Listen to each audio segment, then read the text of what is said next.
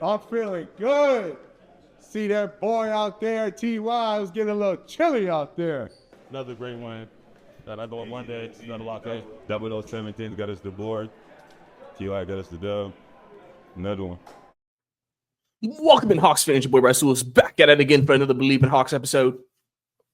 The Hawks sweep the two-game set over the Indiana Pacers, winning again tonight, 120-118. Now officially 2-1 during this 6-game homestand. It was a game that the Hawks had control of early. The officiating kind of switched up how Indiana played defense. They got more physical, muddied up the Hawks a little bit in that second half, got back into the game, even took the lead at one point.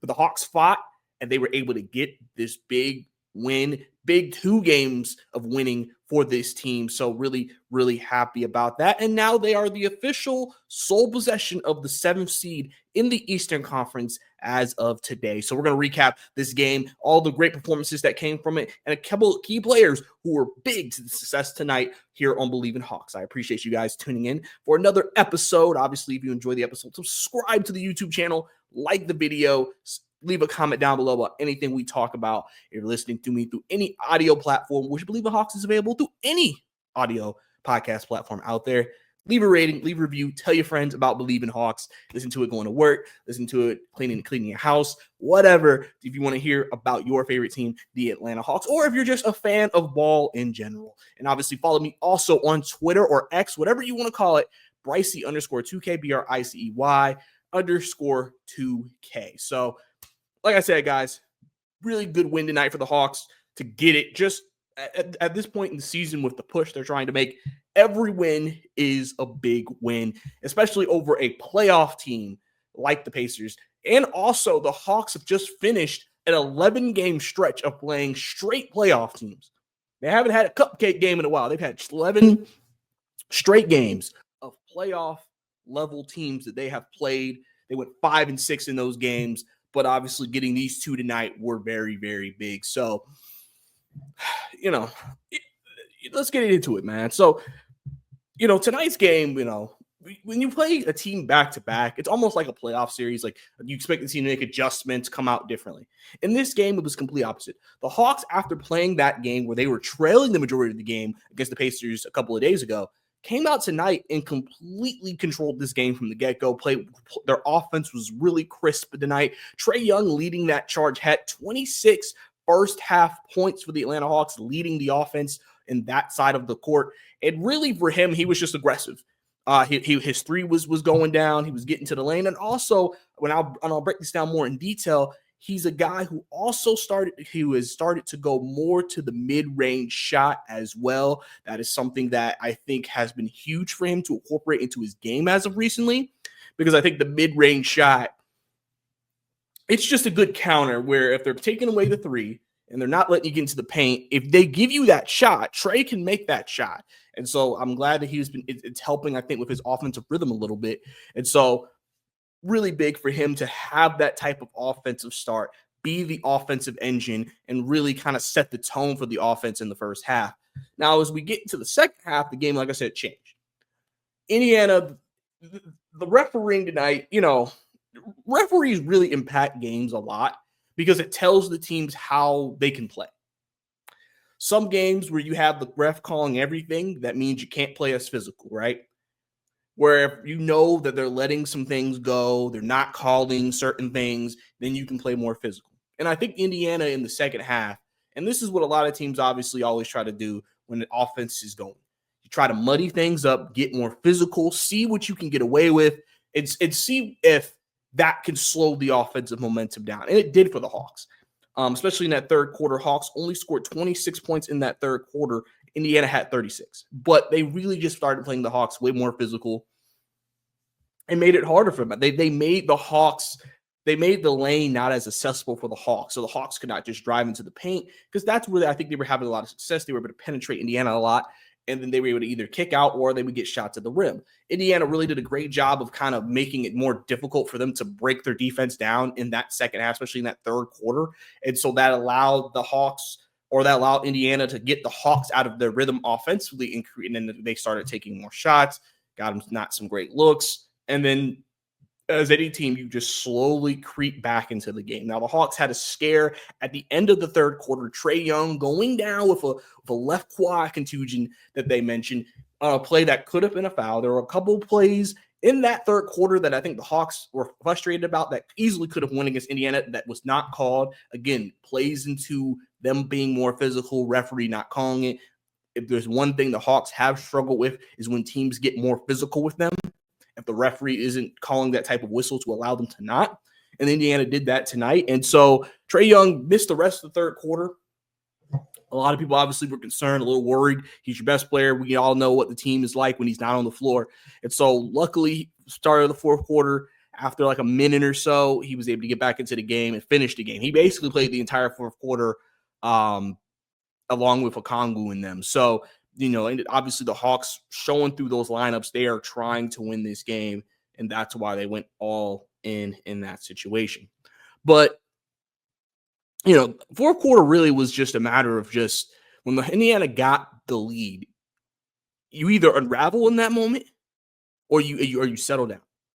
And I think the Hawks did a good job of settling down, running their offense. I think they got back to the defense that really helped them kind of get the advantages that they had early in the game, making every shot tough for Indiana, contesting everything that they're shooting, but also trying to create good looks for yourself, some good plays. Obviously, we know I think the Hawks have one of the more better playbooks in the league in terms of getting good shots for guys, especially with the guys they have on their roster. And they were able to make some plays. I know Trae Young obviously only had 10 points in the second half, but hit some big free throws down the stretch. And really in the second half, it was Chris Levert. Chris Levert in the first half didn't really have the greatest, have just because, Trae Young was going. Second half, he really stepped up. He finished the game with 26 points, 10 of 17 from the field, 4-7 from 3. He has been the second option for the Atlanta Hawks since the trade deadline. And which makes sense. He is known as a scorer, but when I say that, I'm not saying that all he can do is score. Levert has improved as a defender. He has improved as a playmaker. And I think you've seen that be very evident with the Hawks. But scoring is what he's been known for his entire time in this league. And he has came up big once again. He's a guy that like I've said, that the Hawks can say, we can give the ball to Chris Levert, tell everybody to get out the way and let him go to work, and he can make a play for you. And so for him to do that was huge. He had 2 blocks tonight as well. So active on the defensive end, including a big one, I believe, late in that. I believe in the third quarter, I believe he had a big block there. So he was great tonight. Him and Trae were great tonight in this game. So, and that's really been the thing. If you want to look at the last couple of games for comparison, Trae Young against the Pacers this week, let's start with that. 58 points, 24 assists, 7 rebounds. I mean, so he's had a pretty great week against this team. He's been very, if you guys are on Twitter, there's been this guy from the Indiana Pacers who has, before they started playing, basically said Tyrese Halliburton's better than Trae Young. So a lot of Hawks fans have been going at this man. I think his name is Benny Eastside, right? I've been going at this man, and he's listen, I'll give him credit. He stood in there. He's taking the heat from the Hawks fans, and he said, listen, I'm sticking by my guy Tyrese. But, I mean, at the end of this 2-game set, Hawks fans get the last live. Tyrese didn't play in these last 2 games, and Trae Young's had some pretty good games. So, especially tonight. So, really happy for the fan base. It's always funny when you're able to kind of get on somebody from another fan base and things like that. So, that's just been a funny thing that's been going on social. But obviously, Trae Young, great job there. Really good work tonight from him. But overall, like I mentioned, Trae was big. Levert was big tonight, leading the charge from a scoring perspective. Combined tonight, Trae and Karis Levert had 62 points, 7 rebounds, 9 assists, and 7 threes made. So if you're getting that from your backcourt duo, that's huge. Huge. So obviously good stuff there. But I want to talk about someone else tonight who also had a huge game.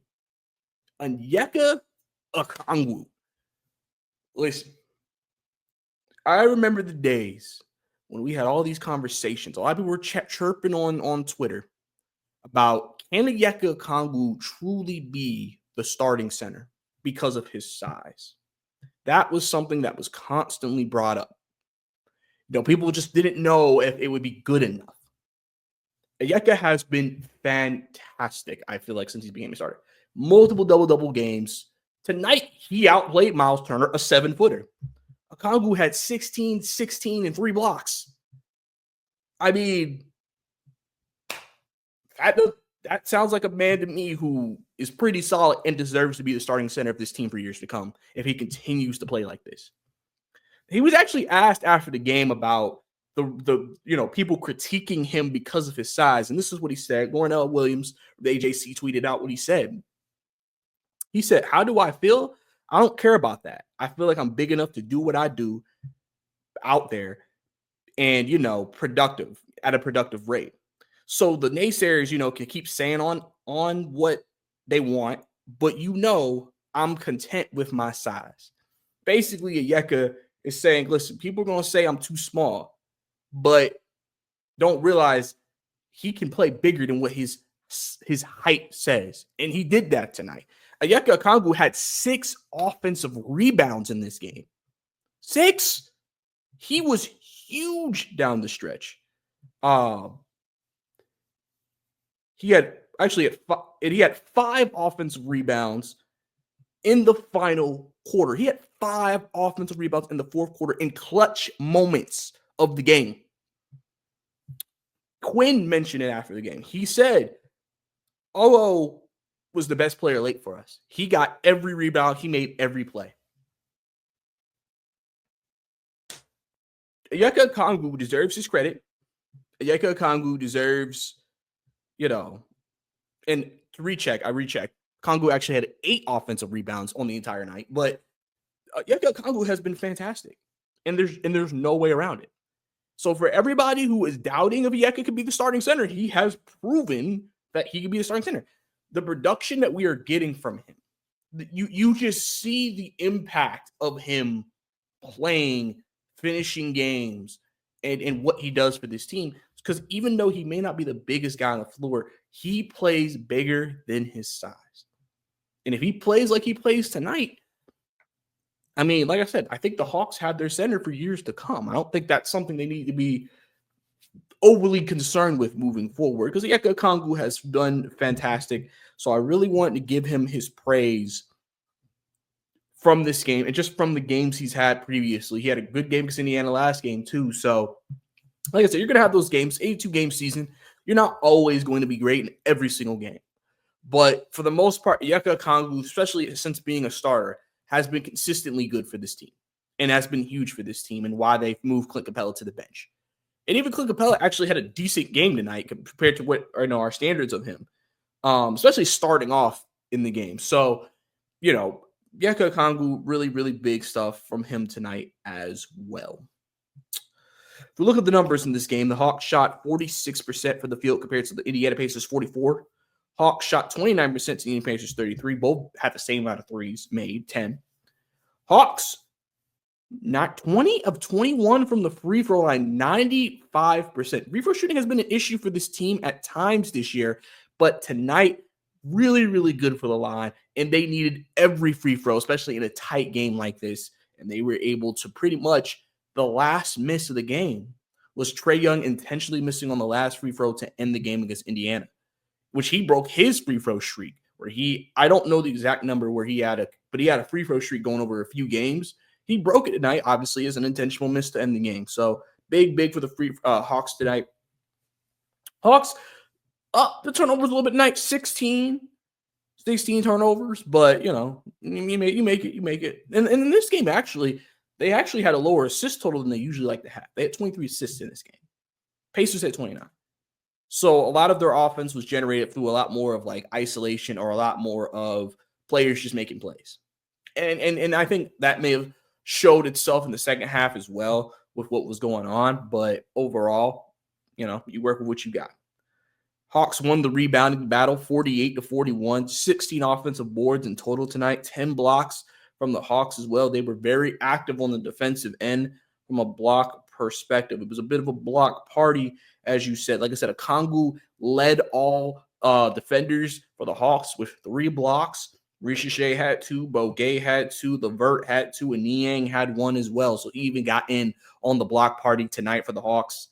Dyson Daniels had 5 steals tonight. Continues to just be an elite defender. Defensive Player of the Year, Dyson Daniels. I love the ring. I love the sound of that. But yeah, so the Hawks, like I said, came out tonight, did what they need to do against Indiana. They got Mandarin back tonight. He had a pretty good game for the Pacers tonight. He had 30 for him. And they obviously needed every point he could give them. But the Hawks, I think, did a better job guarding Siakam tonight. I think they did a better job defensively tonight, especially, like I said, in that first half. They think they came out with a different energy. And then also another thing, too, is you can see the cohesion is better. You're seeing a team that is now getting more used to playing with one another. The chemistry is becoming better. The rotations are getting better. It's one of those things where the guys are getting more comfortable, especially on the defensive side. Because remember, the defensive side of the ball, which were the Hawks, I think, were struggling a lot after the trade deadline because you're adding 3 new guys to your defense, and they're having to now try to get in line with the rotations and things that you're doing. They have really stepped it up the last couple of games, especially, like I said, if you remember the last 2 games against the Indiana Pacers, or the last 2 games against the Indiana Pacers, they've only scored 118 and 118 in both games, right? So you may still say, obviously, you want the number to be a little lower, but 118, in today's league, that's doable. If you remember last year, the Pacers were averaging 140 points against this team. So you're basically keeping them to 20 points less than they were scoring last year against you. And the Hawks have hit 120 in both games. 120 last game, 124 this game. Or sorry, reverse. 124 last game, 120 this game.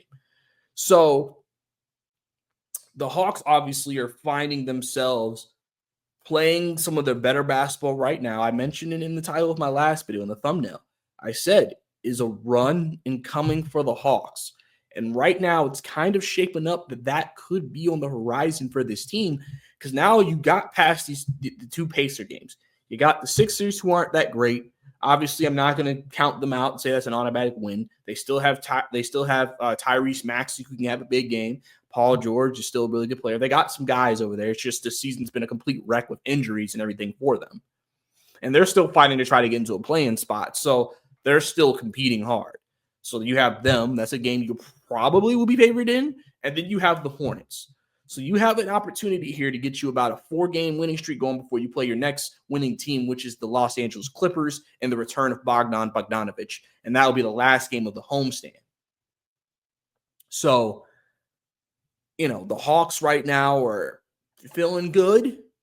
I think there's some cautious optimism right now of, hey, this team might, they might make a step forward here. You're in the 7th spot in the Eastern Conference right now. So at the end of today, you'd be in the play-in against the Miami Heat.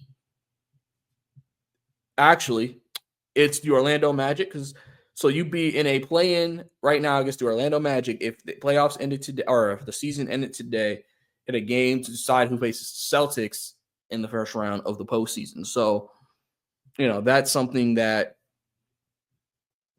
could be interesting. And again, could make those last 2 games of the year and the last 4 against the Magic really big. I know it's unlikely, but the Hawks still have albeit a low chance, an opportunity to still get that 6th. Pistons have lost 2 in a row. Hawks are 5 games out. I'm not expecting it. I'm just pointing it out in case, Hawks get a little run going. If the Pacers kind of start to stumble a little bit, not Pacers, I keep saying want to say Pacers. Pistons start wanting to stumble a little bit, you'll have an opportunity. Now, I don't see it with the Pistons schedule coming up. They play the Trailblazers and the Wizards twice. So, they easily could go 3-0 in that stretch. But then they play Thunder, Pelicans, should be a win. Heat, Mavericks, Pelicans, Spurs. They got some games that they could definitely stumble. The last 5 games are against playoff teams. So, really, if the Hawks can get some help and they can get a little streak going here, they could close the gap on the Pistons a little bit.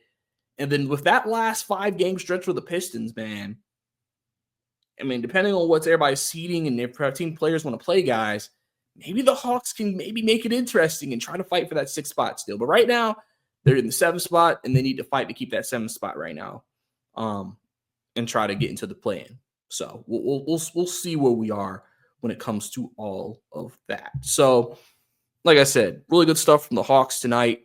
A lot of good things from them. Like I said, Pacers made a late rally, really made things tight, took the lead at one point, but the Hawks were able to kind of steady the ship and get through. Big plays at the end of the game, clutch free throws, clutch defense.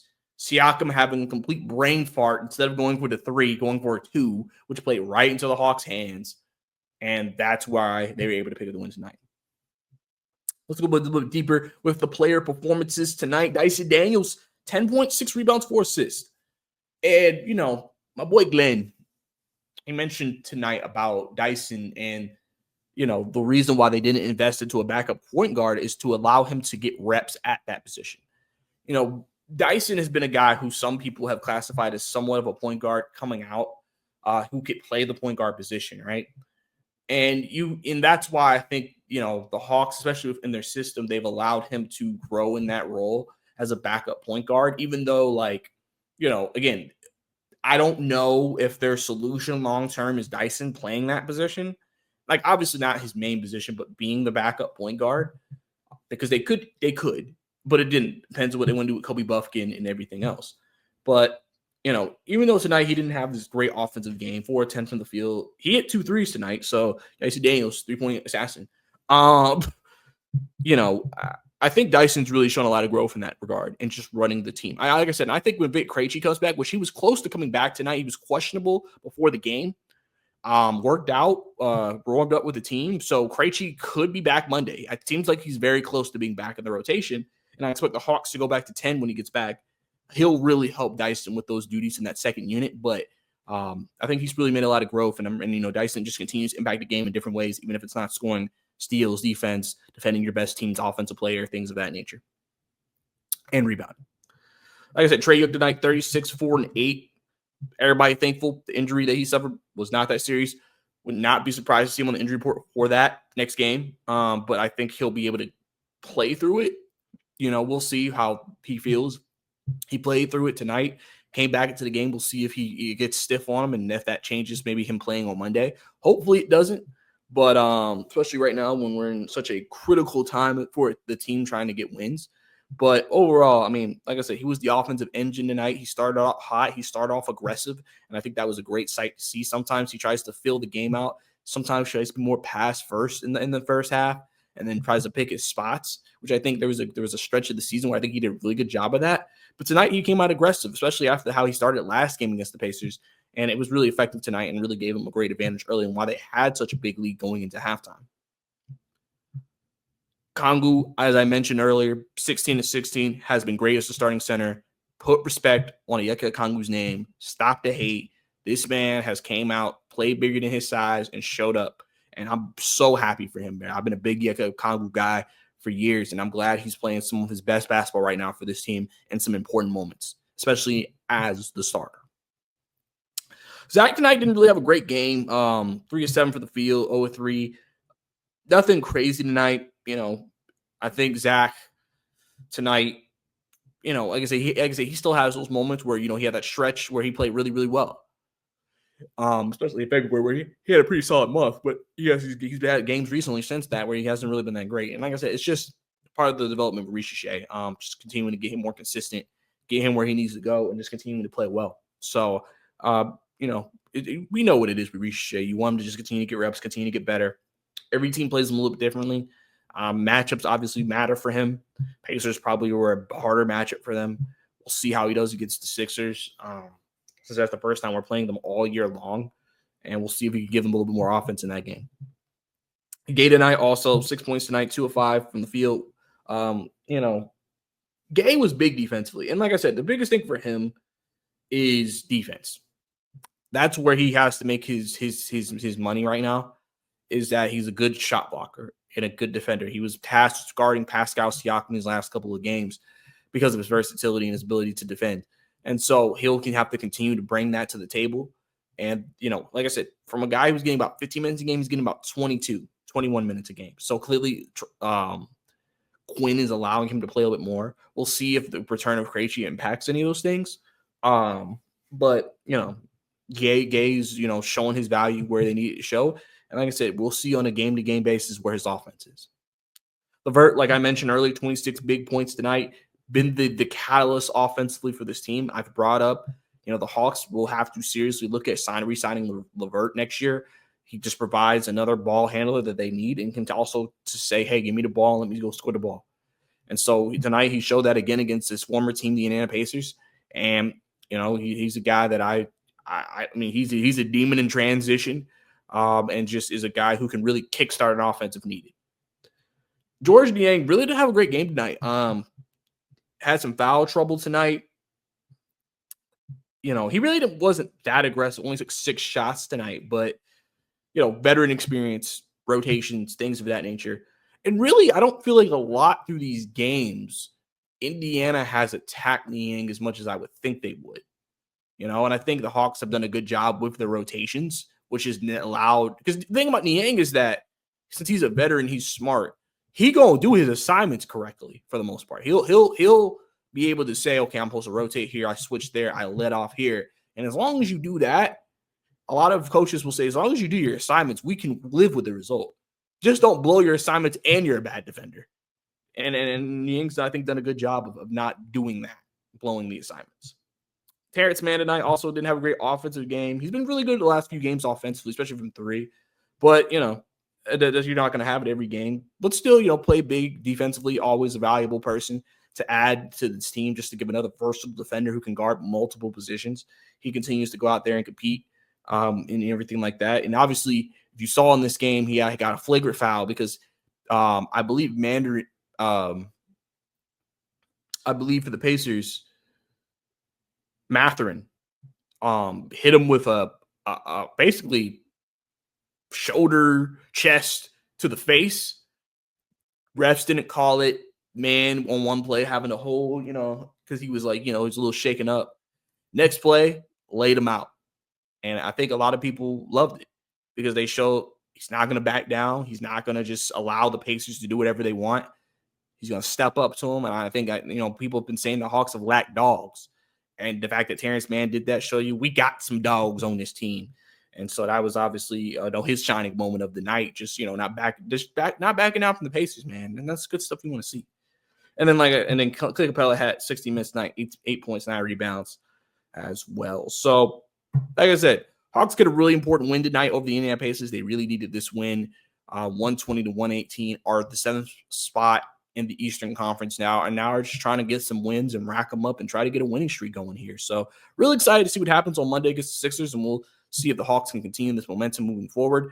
I believe that is about all for the Believe in Hawks podcast. Obviously, guys, if you enjoyed this episode, subscribe to the channel, like the video, leave a comment down below, tell your friends. Same thing to my audio listeners as well.